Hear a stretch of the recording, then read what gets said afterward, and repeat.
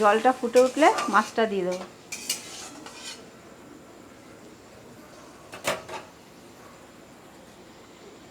স্বাদ ভালোবাসার জন্য আমি চিনি দিলাম।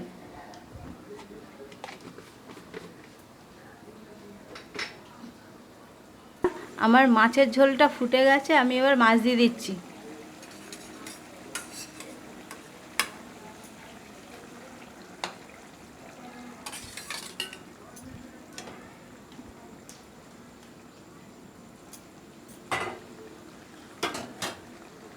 একটু 2 মিনিটের মতো ফুটিয়ে নেব।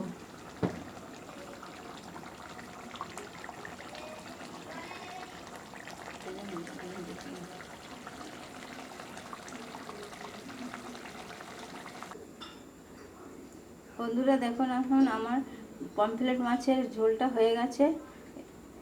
আপনাদের যদি পছন্দ হয় তাহলে একটা শেয়ার করুন, লাইক করুন, কমেন্ট করুন এবং সাবস্ক্রাইব করুন। আর আপনাদের সাথে ফোনে সাবস্ক্রাইবটা করে রাখবেন, তাহলে আমার প্রথম ভিডিওগুলো আপনাদের সরাসরি চলে যাবে।